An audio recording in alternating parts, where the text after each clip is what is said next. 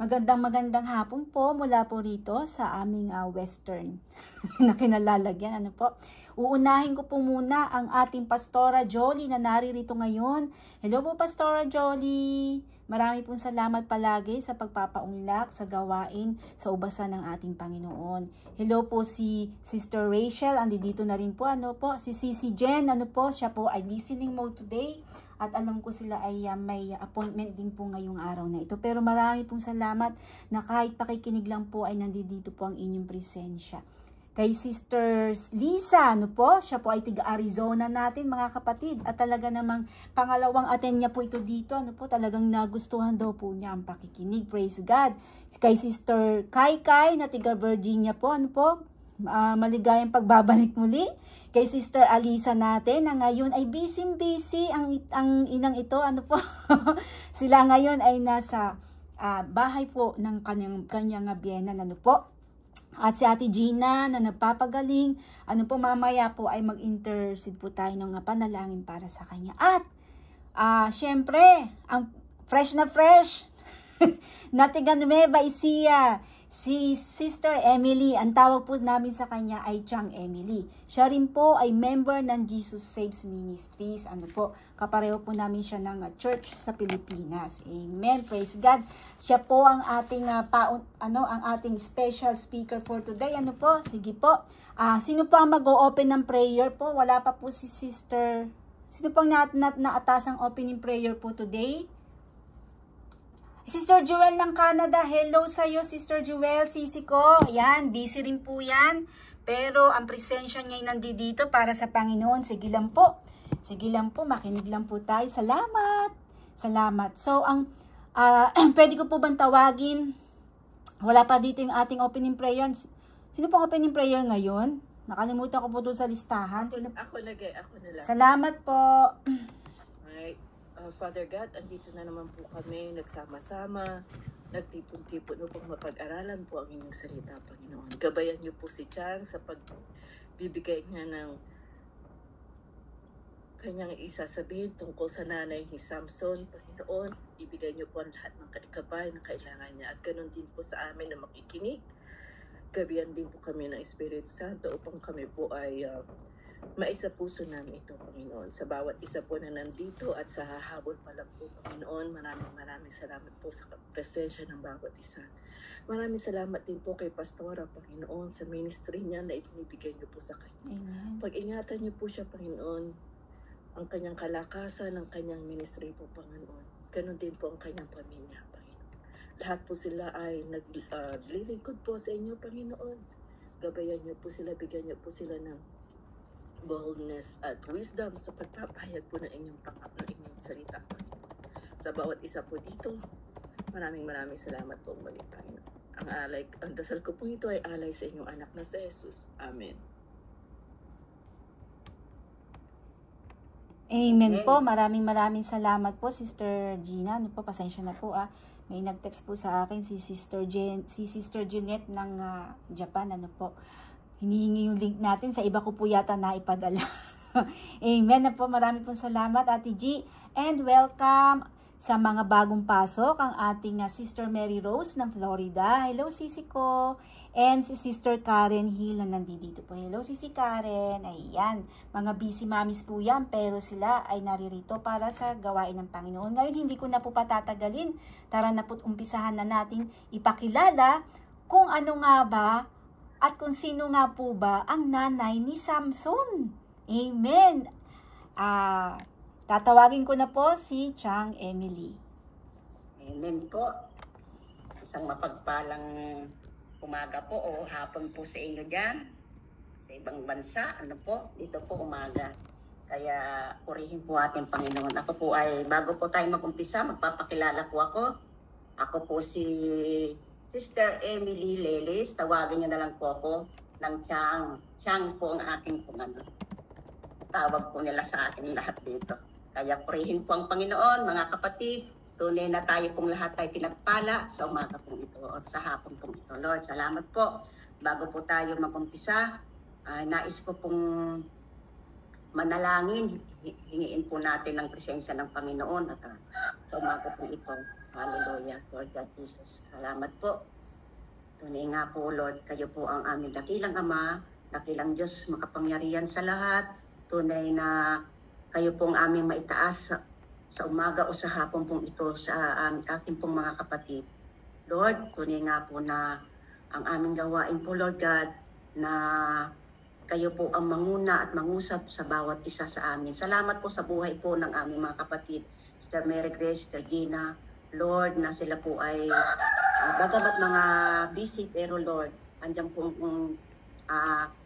kanilang papagal po sila para sa iyong ubasan, Lord. Salamat po at pagnabayan mo po ako, maibahagi ko po ng naaayon sa iyong kalooban.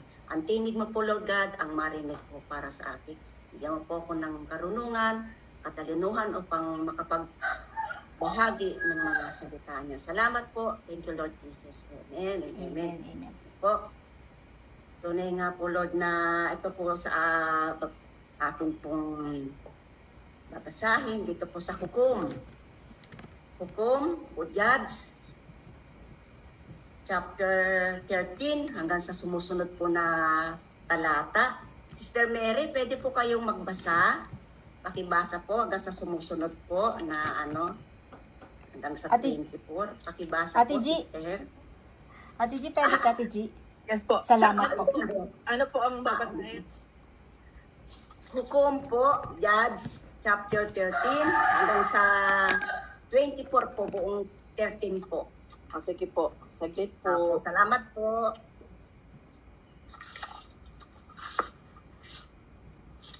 Hukom, ano chapter po ulit? Sorry. 13 po, 13. Saan po ako mag-umpisa? Sa 1 po.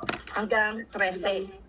Opo, hanggang Okay po, po. hanggang sa 24 po, hanggang sa 24 hanggang Okay, sa buong chapter na po. Okay po. Opo, sis. Salamat po.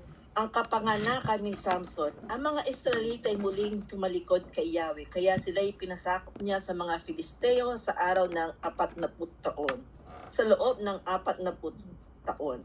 Nang panahong iyon, sa bayan ng Zora ay may isang lalaking Manoah, ang pangalan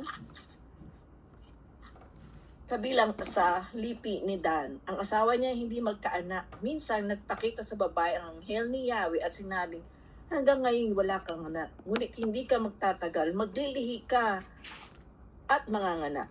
Mula ngayon ay huwag kang iinom ng anumang uri ng alak, nititikim ng anumang bawal na pagkain.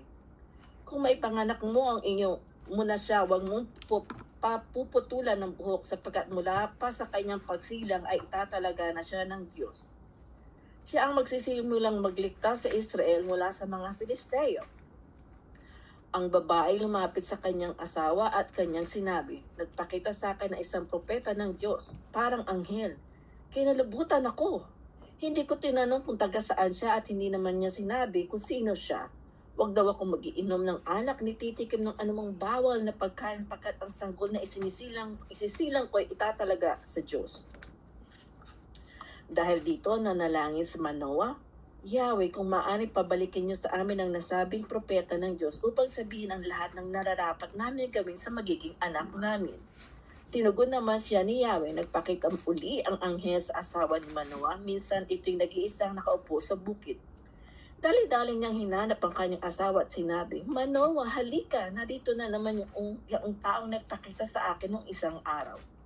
Sumunod naman si Manoah, pagkakita niya sa taong tinatanong niya, kayo po ba ang nakausap nitong asawa ko? Oo, tugon niya. Kung magkakatotoo ang sinasabi niyo, magiging ano ang bata at ano ang dapat namin gawin? Tanong ni Manoah.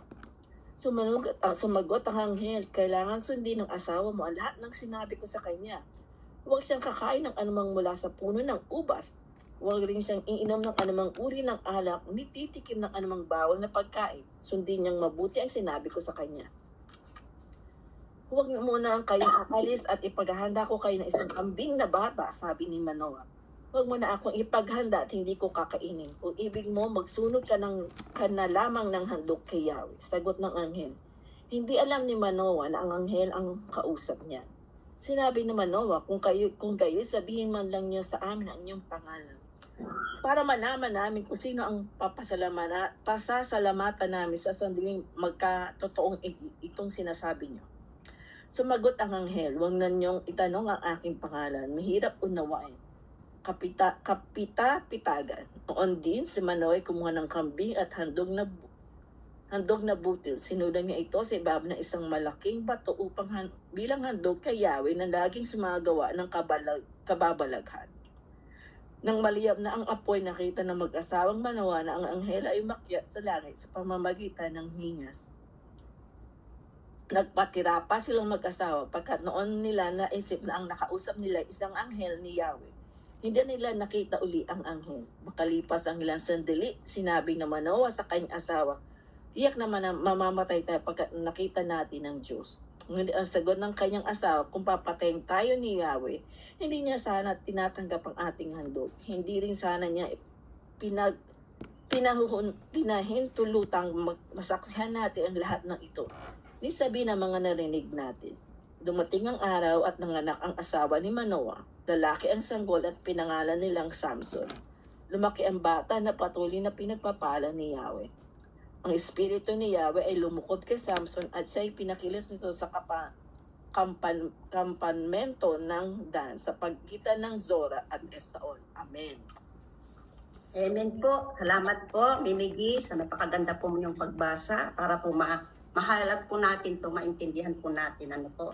Tunay nga po sa Diyos pong kapurihan sa ating pong mga nabasa. At dito nga po, pinanganak si Samson dito po sa ating pong Bible. Dito po sa chapter 13, mga kapatid, wala pong nabanggit na pangalan ng ina ni Samson. Ano po, malinaw po rito sa nakasulat, wala po siyang naging pangalan. Ano po, sa chapter na ito, ano po, tunay na po na ang nabanggit lang naman po na pangalan dito ay ang kanyang tatay. Yun nga po si Manoa, ano po. Pero ang napansin ko po ay napili sila ng Diyos. Siguro po ang mag-asawang ito ay may pananalig sa ating Panginoon, ano po? O may matuwid na pamumuhay. Nang panahon iyon, upang sa kanila magmula ang magliligtas sa bayang Israel. Ayun po, dito po sa ating nabasa. Mula sa mga sumakop sa kanila sa Pilisteo, ano po. Nagpakita po ang anghel ng Diyos sa asawa ni Manoa. Ito po yung ano, wala pong nabanggit na mga napangalan, kundi yun lang po, si asawa lang po niya na si Manoa. Ano po. Ate Jane, hindi ka po nakamute. Sorry po. Sorry po, sorry. Ito po, sabi po rito, nagpakita po ang anghel ng Diyos sa asawa ni Manoa at sinabing magkakaanak siya kahit na siya ay baog. Ano po? Baog daw po, ano? At ilalaan siya bilang Naseryo. Ano po ba yung Naseryo? Ang ibig pong sabihin ng Naseryo ay ang taong gumagawa ng tanging panata ng pagtatalaga ng sarili, ano po? Hindi po dapat uminom ng alak, magpagupit, o humipo sa patay. Ano po?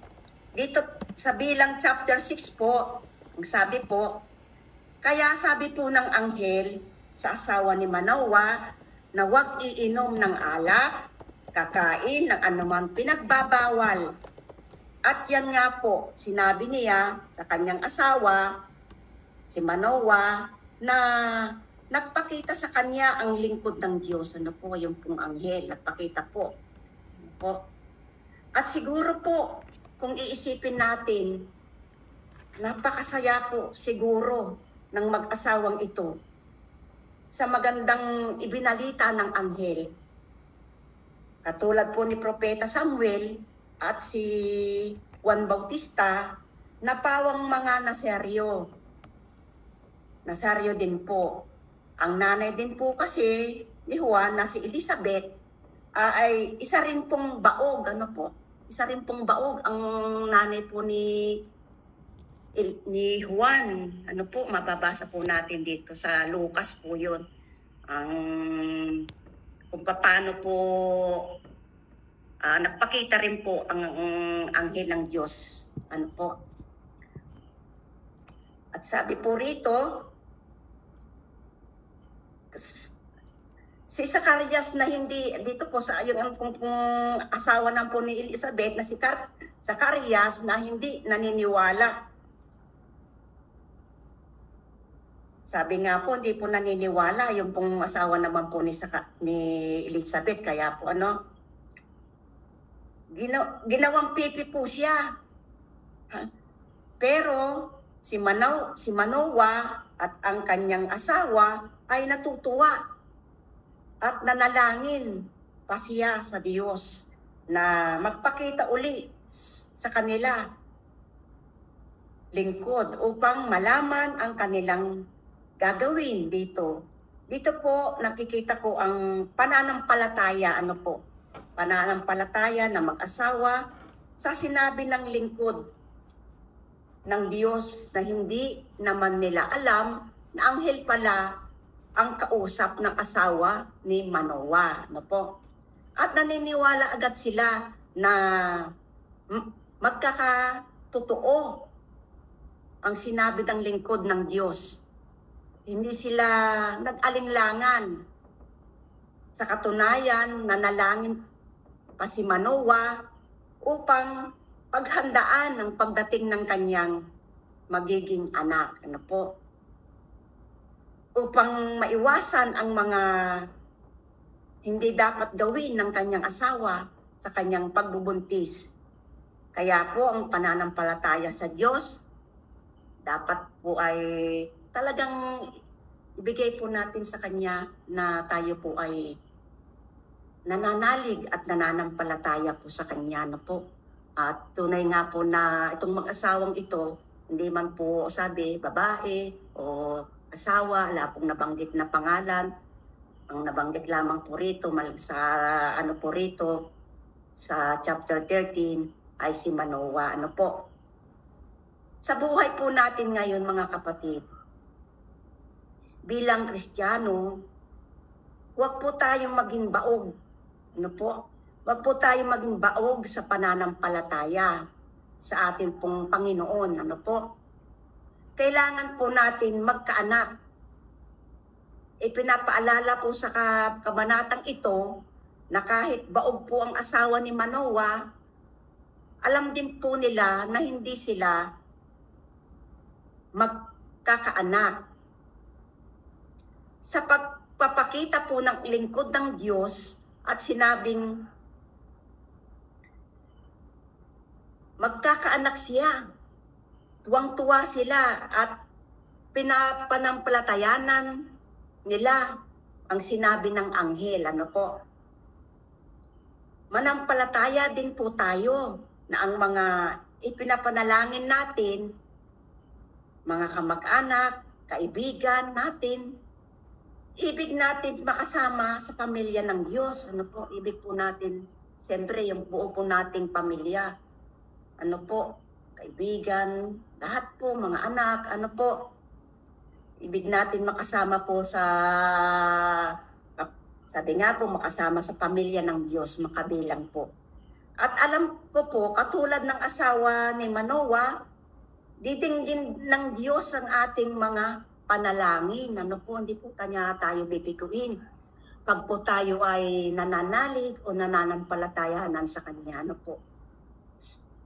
May sinabi po ang asawa ni Manoah na kakilakilabot ang itsura dito po sa ating pong mga nabanggit sa ibang verse po dito. Kakilakilabot ang itsura at parang anghel ng Diyos ang kumausap sa kanya. Taliwas po ito sa nabanggit ni Pastor Aya na napakagaganda ng mga anghel siguro po. Ang ibig sabihin ng asawa ni Manoah na kakilakilabot ay ang napakalakas ng presensya ng anghel na tumatayo ang kanyang balahibo. Ano po, alam niyo po yung tumatayo para po ba tayong nakakita na nagulat? Para po tayo nakakita ng isang multo na tumayo po ang ating mga balahibo. Ano, ganon din po yung asawa ni Manoah nang nagpakita po yung anghel sa kanya, ano po, na sinabing magkakaanak ka, maglilihi ka, ano po, na kaya naman po, ano, napaka-imposible po talaga na mangyari po yun dahil baog po ang magulang po dito ni Samson, ano po, baog po ang nanay niya dito. Pero walang imposible po talaga pag ang pagkinasihan ka po ng ating Panginoon. Magpapadala po siya ng kanyang mga lingkod, kagaya po ng mga anghel na ito, anghel na nagpakita po dito sa asawa po ni Manoah. Ano po, yun nga po, tumayo ang kanyang balahibo sa lakas ng aura ng anghel. Yung po sa akin palagay, kaya nasabi ng asawa ni Manoah na kakilakilabot, ano po, talagang kakilakilabot daw po ang nagpakita po sa kanya ang anghel, hindi po ba? Ang sabi po rito sa ano, talagang diniretso po ng anghel ng Diyos na magiging anak daw po ng mag-asawang ito ay lalaki, ano po, lalaki. At ang ipangalan daw po ay Samson, at huwag daw pong pagugupitan o puputulin ang kanyang buhok. Ano po, napakalino po ng sabi po rito sa chapter 13 po, ano. At sabi po, huwag daw pong kakain ng anumang pong uri ng alak, ano po. Yung pong kanyang sinabi po ng anghel dito po sa nabasa po natin dito sa chapter 13. Wag daw po siyang titikim o iinom ng anumang pong uri ng alak. Kaya po ang mag-asawa po ay nagalak at natuwa po sa inihahag po ng anghel ng Panginoon. At tunay nga po, nasabi po uli silang makita o makausap ang anghel ng Panginoon, ano po. Kaya inabangan po nila ito sa natin pong nabasa. Kaya po, hindi nagtagal, nagpakita po uli ang anghel ng Diyos, ano po. Kaya tuwang-tuwa po yung mag-asawa dahil nagpakita po uli yung anghel. At sabi po, dito sa ating pong nabasa, kung magkatotoo sa chapter sa verse 12 po, kung magkatotoo ang sinabi ninyo, ano ang magiging buhay ng bata at ano ang dapat niyang gawin, tanong ni Manoah. Yung po, no, hindi po yung nanay po ni Samson ang nagsasalita po rito, kundi si Manoah, kasi po silang dalawa po ang kinausap po ng anghel. Sabi po rito sa 13, sumagot ang anghel ni Yahweh, kailangan sundin ng asawa mo ang lahat ng sinabi ko sa kanya. Huwag siyang kakain ng anumang mula sa puno ng ubas, huwag rin siyang iinom ng anumang uri ng alak, nititikim ng anumang ipinagbabawal na pagkain. Kailangan niyang sundin ang lahat ng sinabi ko sa kanya. Ano po? Pero meron din po palang kondisyon ang mga anghel na huwag titikim ng anumang uri, ano po, na kakain. Kasi po yung ubas po, di po ba, alak din po ito kasi, ano, yung katas ng ubas ay nagiging alak po. Ano, kaya sabi po, pinagbawal po talaga. May titikim o anumang ipinagbabawal ng kailangan sundin po ito ng asawa po ni Manoah o nanay po ni Samson. Kaya, sabi po rito sa 15, wag po muna kayong aalis, sabi po ni Manoah rito. Wag po muna kayo aalis at ipagluluto ko kayo ng isang batang kambing. Ano po? Pakiusap ni Manoah, ano po? Pinakiusapan pa ni ni Manoah ang mga anghel na wag mo na po silang aalis at ipagluluto po sila ng kambing. Ano po? Sabi po sa 70, sinabi ni Manoah, kung gayoy, sabihin man lang ninyo sa amin ang inyong pangalan para malaman namin kung sino ang pasasalamatan namin sa sandaling magbago itong sinasabi ninyo. Ano po? Nakikiusap po si Manoah na magpakilala kung sino po, para malaman daw po nila kung sino po ang kanilang pasasalamatan. Ano po? Sabi po rito ng anghel sa 18, sinabi ng anghel ni Yahweh, bakit gusto pa ninyo malaman ang aking pangalan? Ano po? Ito'y kamangha-manghang pangalan. Noon din si Manoah kumuha ng kambing at handog na pagkain, butil. Sinunog niya ang mga ito sa ibabaw ng isang malaking bato bilang handog kay Yahweh na gumagawa ng kababalaghan. Ano po? Nang nagliliyab na ang apoy, nakita ng mag-asawang Manoah na ang anghel ay umakyat sa langit sa pamamagitan ng apoy. Nagpatira pa ang mag-asawa sapagkat noon nila naunawaan na ang nakausap pala nila isang anghel ni Yahweh, hindi na nila muling nakita ang anghel. Makalipas ang ilang sandali, sinabi ni Manoah sa kanyang asawa, tiyak na mamamatay tayo sapagkat nakita natin ang Diyos. Ano po? Talaga naman po parang nabasa po natin doon kay Moises na nagpakita yung si Yahweh sa pamamagitan ng apoy. Ano po? Tunin nga po na Jesus Christ. Hindi mismo mukha ni Yahweh ang atin pong makikita, kundi gumagamit po sila sa kaparaanan po yun nga po sa apoy. Ano po?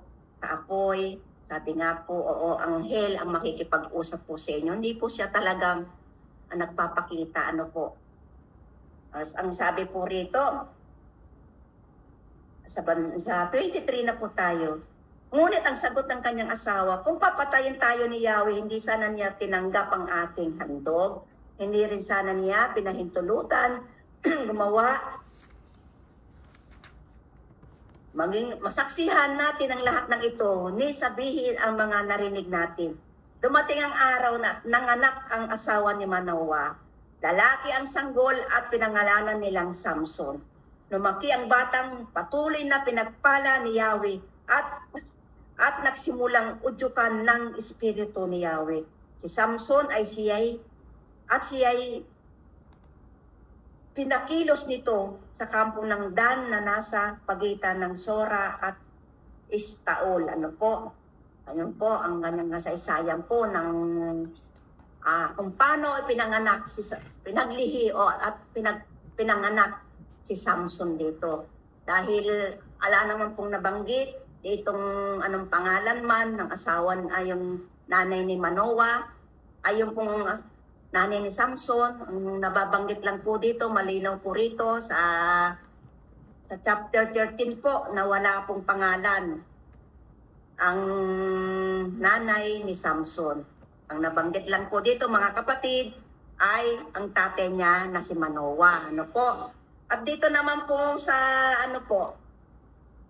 yung sa 14, sa chapter 14 po na malaki na po si Samson na siya po ay nag-asawa.